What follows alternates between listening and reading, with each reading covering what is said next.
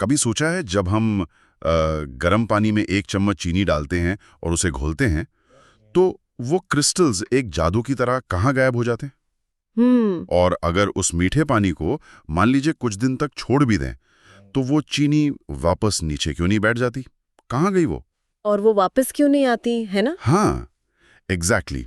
आज हम इसी जादुई गायब होने वाले एक्ट के पीछे का विज्ञान समझने वाले हैं। बिल्कुल। यह है हमारे यूनिट 1 सॉल्यूशंस का पहला और सबसे जरूरी टॉपिक, टाइप्स ऑफ सॉल्यूशंस। और ये समझना इसलिए जरूरी है क्योंकि सॉल्यूशंस हमारी दुनिया का एक तरह से ऑपरेटिंग सिस्टम है। हाँ, सुबह की चाय से लेकर अस्पतालों में लगने वाली ड्रिप तक इस कॉन्सेप्ट को समझना हमें केमिस्ट्री की दुनिया में होने वाली बहुत सी गलतियों से बचाता है। बिल्कुल। और ये टॉपिक इसलिए भी फंडामेंटल है क्योंकि ये हमें बताता है कि सॉल्यूशंस की प्रॉपर्टीज हर बूंद में, हर हिस्से में एक जैसी क्यों होती हैं। अच्छा। और इसी यूनिफॉर्मिटी की वजह से हम दवाइयों की डोज से लेकर इंडस्ट्रियल केमिकल्स तक की सटीक कैलकुलेशंस कर पाते हैं। तो चलिए इस पहेली को सुलझाते हैं। शुरुआत सबसे बुनियादी सवाल से करते हैं। जी। मेरे हिसाब से सॉल्यूशन का मतलब है जब कोई चीज किसी दूसरी चीज में पूरी तरह घुल जाए, जैसे पानी में चीनी। क्या ये सही शुरुआत है? हाँ, ये बिल्कुल सही शुरुआत है। और केमिस्ट्री में हम इस पूरी तरह घुल जाने को एक खास शब्द देते हैं, homogeneous mixture. Homogeneous mixture? Homogeneous. Homogeneous का मतलब है एक ऐसा मिक्सचर जिसकी कॉम्पोजिशन और प्रॉपर्टीज हर जगह से बिल्कुल एक जैसी हों। जब आप नमक वाले पानी को देखते हैं तो आप ये नहीं बता सकते कि नमक के कण कहाँ हैं और पानी के कहाँ। सब कुछ एक हो चुका होता है। अच्छा, तो आपकी परिभाषा में एक शब्द था सिंगल फेज। जब आप सिंगल फेज कहती हैं तो इसका मतलब है कि हम अपनी आंखों से कोई सीमा या लेयर नहीं देख सकते। हाँ, जैसे तेल और पानी में दिखती है, सब कुछ एक सार लगता है। एग्जैक्टली, आपने बिल्कुल सही पकड़ा। सिंगल फेज का मतलब ही यही है कि कोई विजिबल बाउंड्री नहीं है। तेल और पानी वो हेट्रोजेनस मिक्सचर है क्योंकि उसमें दो अलग अलग फेज साफ दिखते हैं। राइट। लेकिन एक सॉल्यूशन में सिर्फ एक ही फेज होता है। ये तो ही ऊपर की बात, लेकिन पार्टिकल लेवल पर, आणविक स्तर पर ऐसा क्या होता है कि नमक का क्रिस्टल टूटकर पानी में गायब हो जाता है? चलिए इसकी कल्पना करते हैं। सोचिए कि पानी के मॉलिक्यूल्स एक कमरे में नाच रहे हैं, उनके पास बहुत ऊर्जा है। ठीक है। अब आपने उसमें नमक यानी NaCl के कुछ दाने डाले। पानी इसमें माहिर है क्योंकि उसका हर मॉलिक्यूल एक छोटे चुंबक जैसा है जिसके 2 सिरे हैं। हाँ, एक हल्का पॉजिटिव और एक हल्का नेगेटिव। मतलब पानी पोलर है। बिल्कुल। और इसी पोलैरिटी की वजह से पानी के मॉलिक्यूल्स नमक के पॉजिटिव Na+ और नेगेटिव Cl- आयंस को मजबूती से खींचकर एक दूसरे से अलग कर देते हैं। अच्छा। वो नमक के हर आयन को चारों तरफ से घेर लेते हैं। इस प्रोसेस को सॉल्वेशन कहते हैं। सॉल्यूशन। नतीजा, अब कोई नमक का क्रिस्टल नहीं बचा, बस एक यूनिफॉर्म लिक्विड है जिसमें नमक के आयंस हर जगह बराबर फैले हुए हैं, पानी के मॉलिक्यूल्स के बीच खो गए हैं। वाह, तो इसका मतलब है कि एक ऐसी परिभाषा भी होगी जो किताबों और परीक्षाओं के हिसाब से बिल्कुल सटीक हो। हाँ, एक एंकर डेफिनेशन जो इस पूरी कहानी को साइंटिफिकली करेक्ट तरीके से बताती है। A solution is a homogeneous mixture of 2 or more substances in which the solute is uniformly distributed at the molecular level in the solvent, forming a single phase. ठीक है। यहीं पर एक आम गलतफहमी होती है जिसे साफ करना जरूरी है। कौन सी? कई बार लोग सॉल्यूशंस को सस्पेंशंस के साथ कंफ्यूज कर देते हैं। हाँ, ये बहुत कॉमन मिस्टेक है। याद रखें, एक सॉल्यूशन में सॉल्यूट पार्टिकल्स इतने छोटे होते हैं कि आप उन्हें माइक्रोस्कोप से भी नहीं देख सकते। माइक्रोस्कोप से भी नहीं? नहीं, और वो कभी भी नीचे नहीं बैठते। लेकिन एक सस्पेंशन में, जैसे पानी में रेत, हाँ, वो तो दिखती है। आप पार्टिकल्स को साफ साफ देख सकते हैं और वो कुछ देर में ग्रेविटी की वजह से नीचे सेटल हो जाते हैं। सॉल्यूशन हमेशा साफ और पारदर्शी रहेगा। चलिए इस बात को जरा और खोलकर समझते हैं। इसे और बेहतर तरीके से याद रखने के लिए क्या कोई रियल लाइफ एनालॉजी है? हाँ, एक बहुत अच्छी एनालॉजी है। बताइए। एक सॉल्यूशन को एक बड़े म्यूजिक कॉन्सर्ट की भीड़ की तरह सोचें। ओके, कॉन्सर्ट की भीड़? जो पूरी भीड़ है वो हमारा सॉल्वेंट है, मान लीजिए पानी, और आप और आपके दोस्त जो उस भीड़ में घुसते हैं वो सोल्यूट है, यानी नमक। ठीक है। एक बार जब आपके दोस्त भीड़ में मिक्स हो जाते हैं तो आप ये नहीं कह सकते कि सारे दोस्त उस कोने में हैं। वो हर जगह फैल जाते हैं और हर दोस्त के आसपास अजनबी लोग यानी सॉल्वेंट मॉलिक्यूल्स होते हैं। सही बात है। अब अगर आप भीड़ के किसी भी हिस्से से सैंपल लेंगे तो दोस्तों और अजनबियों का रेशियो लगभग सेम मिलेगा। ये तो बढ़िया था। मतलब यूनिफॉर्मिटी बिल्कुल पक्की है। ये कॉन्सर्ट वाली एनालॉजी दिमाग में बैठ गई है। इसे एक और तरह से सोच सकते हैं, एक कमरे में फैली हवा की तरह। अच्छा। हवा मतलब नाइट्रोजन ऑक्सीजन वो सॉल्वेंट है और कमरे में स्प्रे किया गया परफ्यूम सोल्यूट है। कुछ ही देर में परफ्यूम की खुशबू पूरे कमरे में बराबर फैल जाती है। ये भी एक गैसियस सॉल्यूशन है जो अपने आप अनमिक्स नहीं होता। अब यहाँ एक सवाल उठता है, वैज्ञानिकों को मिक्सचर्स को सॉल्यूशन, सस्पेंशन, कोलॉइड जैसी कैटेगरीज में बांटने की जरूरत ही क्यों पड़ी? सीधे सीधे मिक्सचर क्यों नहीं कहते थे? ये सवाल बहुत जरूरी है। देखिए, वैज्ञानिकों को मिक्सचर्स को क्लासिफाई करने का एक स्टैंडर्ड तरीका चाहिए था ताकि वो उनकी प्रॉपर्टीज को प्रिडिक्ट कर सकें। एग्जैक्टली।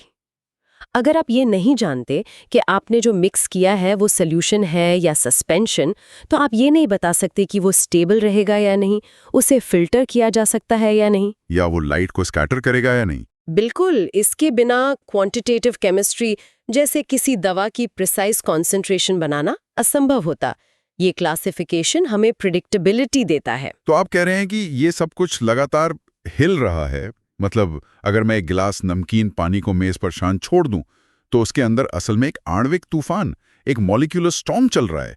That's incredible. हाँ बिल्कुल। चलिए इसे एक मेंटल मूवी की तरह देखते हैं। अपनी आंखें बंद करके सोचें। ठीक है। आप एक बहुत शक्तिशाली माइक्रोस्कोप से एक ग्लास नमकीन पानी को देख रहे हैं। जूम इन करने पर आपको पानी के मॉलिक्यूल्स H2O तेजी से घूमते, टकराते और अपनी जगह बदलते हुए दिखते हैं। ठीक है, मैं कल्पना कर रहा हूँ। अब और जूम करने पर आपको सोडियम आयंस Na+ और क्लोराइड आयंस Cl- दिखते हैं जो पानी के मॉलिक्यूल्स के बीच बिखरे हुए हैं। ओके। हर एनायन को पानी के मॉलिक्यूल्स ने अपने नेगेटिव सिरे से घेर रखा है और हर Cl- आयन को पॉजिटिव सिरे से। ये आयंस एक दूसरे से दूर हैं, रैंडमली फैले हुए हैं और सब कुछ कांस्टेंट मोशन में है। मतलब पानी के मॉलिक्यूल्स, आयंस सब हिल रहे हैं। सब हिल रहे हैं, टकरा रहे हैं। यही रैंडम थर्मल मोशन इसे हमेशा मिक्स्ड रखता है, ग्रेविटी को हावी नहीं होने देता। यही है एक सॉल्यूशन का असली रूप। तो इसका मतलब ये हुआ कि यूनिवर्स खुद ही सॉल्यूशन को मिक्स रखने के लिए काम कर रहा है। हाँ। अणुओं की ये जो अपनी रैंडम एनर्जी है वो ग्रेविटी से ज्यादा ताकतवर है इस छोटे स्केल पर। ये तो केओस से स्टेबिलिटी बनाने जैसा है। Beautifully said. यही इसकी खूबसूरती है। एक मिनट, यहाँ एक और सवाल है। पूछिए। आपने कहा कि सॉल्यूशन हमेशा सॉलिड को लिक्विड में घोलने से बनता है, जैसे नमक या चीनी को पानी में। हाँ। तो क्या सॉल्यूशन हमेशा ऐसे ही बनते हैं? हवा के बारे में क्या, या फिर सोडा की बोतल के बारे में, वो भी तो मिक्सचर है। बहुत अच्छा सवाल है और ये हमें टॉपिक के टाइटल टाइप्स ऑफ सॉल्यूशंस पर लाता है। नहीं, सॉल्यूशन सिर्फ सॉलिड एंड लिक्विड नहीं होते। वो कई तरह के हो सकते हैं। जैसे आपने कहा गैस एंड लिक्विड। इसका सबसे अच्छा उदाहरण है सोडा की बोतल। उसमें कार्बन डाइऑक्साइड जो एक गैस है उसको हाई प्रेशर पर पानी में घोलते हैं। बिल्कुल। फिर होता है लिक्विड एंड लिक्विड, जैसे पानी में सिरका मिलाना। दोनों लिक्विड्स एक दूसरे में पूरी तरह घुल जाते हैं। ठीक है।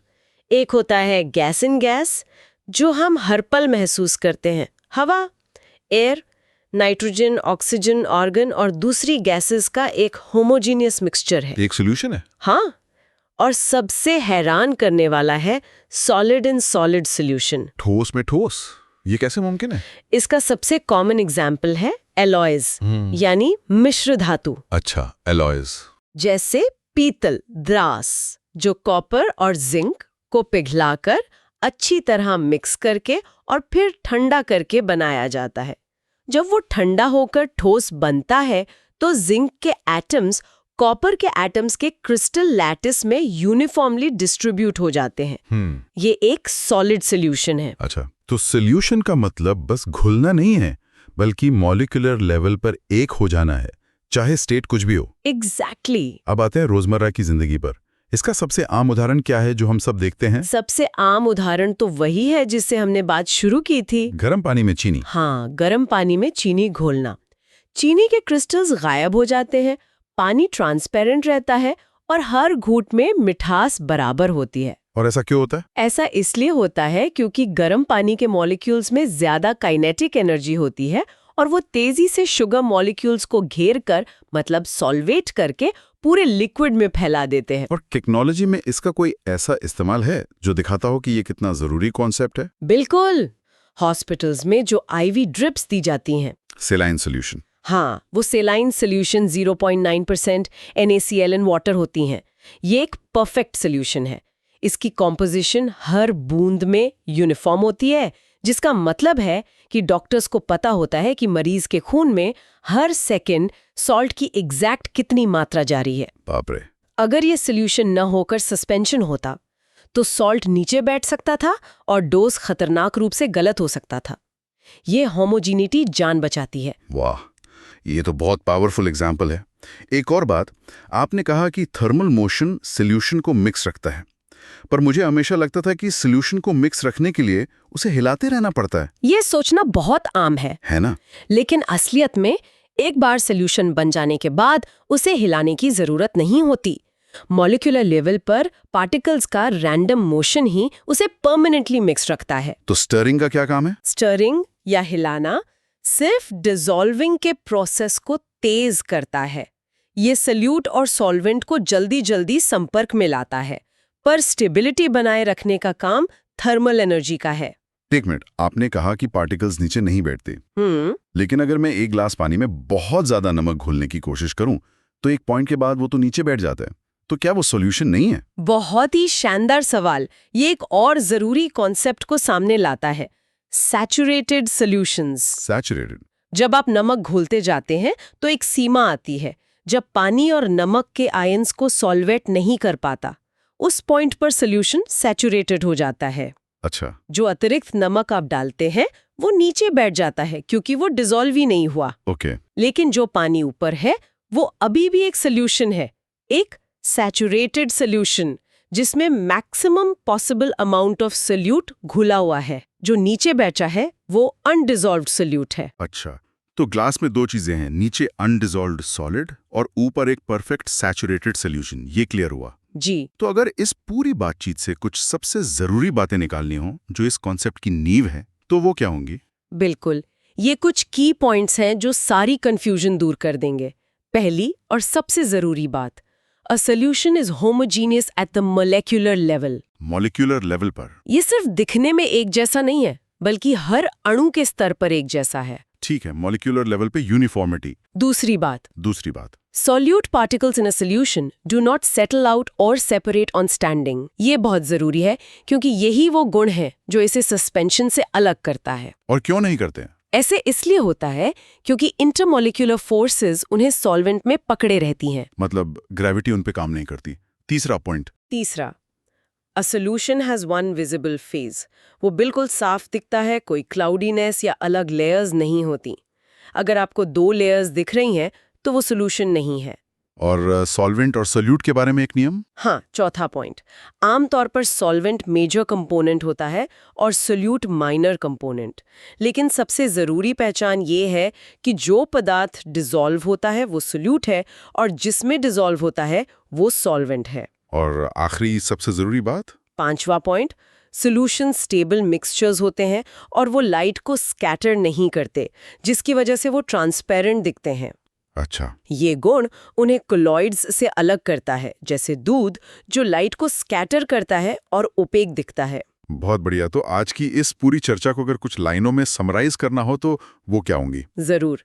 सबसे जरूरी बातें ये हैं। पहला, कोर आइडिया, सॉल्यूशन एक होमोजीनियस मिक्सचर है जो मॉलिक्यूलर लेवल पर यानी हर अणु के स्तर पर यूनिफॉर्म होता है। ठीक है। दूसरा, एनालॉजी, इसे कॉन्सर्ट की भीड़ की तरह याद रखें जहां आपके दोस्त सॉल्यूट भीड़ में पूरी तरह फैल जाते हैं और खो जाते हैं। वो याद रहेगा। तीसरा, की एग्जाम्पल, हॉस्पिटल की सेलाइन आईवी ड्रिप जो दिखाती है कि सॉल्यूशन की यूनिफॉर्मिटी कितनी क्रिटिकल और जान बचाने वाली हो सकती है। बिल्कुल। और चौथा, क्रूशियल डिस्टिंक्शन, सबसे जरूरी बात, सॉल्यूशन के पार्टिकल्स कभी नीचे नहीं बैठते और उन्हें देखा नहीं जा सकता, जो इसे सस्पेंशन से फंडामेंटली अलग बनाता है। तो हमने देखा कि सॉल्यूशन सिर्फ एक मिक्सचर नहीं है, ये मॉलिक्यूलर लेवल पर एक परफेक्टली बैलेंस्ड डायनामिक अरेंजमेंट है। ये प्रकृति है, स्टेबिलिटी और केओस का एक खूबसूरत मेल है। हाँ, और यहाँ एक सोचने वाली बात छोड़ जाते हैं। जी। अगर एक सॉल्यूशन जैसे नमकीन पानी मॉलिक्यूलर लेवल पर इतना यूनिफॉर्म है और उसकी प्रॉपर्टीज जैसे बॉइलिंग पॉइंट या डेंसिटी नमक और पानी दोनों से ही अलग होती हैं,